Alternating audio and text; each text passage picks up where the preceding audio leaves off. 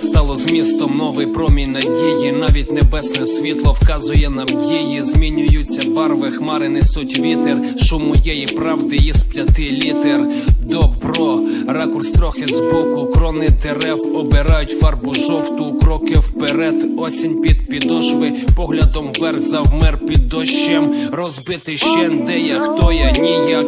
Збирати друзки, меланхолія. Самотні друзі в теплих пальтах. Колись ми зізнавалися в коханні на партах. Обійму материки, але через глобус. Полюбити всіх, а звучить як фокус. Завари гарячий, я зігрію руки. Навіть дуже вдячний з вами всіма бути. Писати про осінь, коли за вікном зимно. Читати книгу, написану по фільму. Це коли світанки морозні незмінно. Тоді ритми рухів вільні повільно. Писати про осінь, коли за вікном зимно. Читати книгу, написану по фільму. Це коли світанки морозні незмінно. Тоді ритми рухів вільні повільно. Осінь осіла тут на 91 день. Тепер терпимо ранні морози. Натираємо золь, відтираємо невидимі сльози по літу. Спостерігаємо, як природа змінила наші вулиці та лиця. Розфарбувала сумом і без того сірий світ, де й так мало світла, але ми вже звикли і навчились бачити в темряві так само, як і грітись вічно голодним холодом. По ночам ходимо під луною, як лунатики з думками лукавими. Побіля дерев,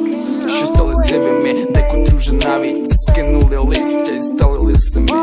Дехто вже синій і голий всередині, з характером лисиці і листищами на язику, в декого тур на сардиню, а в декого ця назва асоціюється тільки з консервами сардини. Писати про осінь, коли за вікном зимно. Читати книгу, написану по фільму. Це коли світанки морозні незмінно. Тоді ритми рухів вільні повільно. Писати про осінь, коли за вікном зимно. Читати книгу, написану по фільму. Це коли світанки морозні незмінно. Тоді ритми рухів вільні повільно.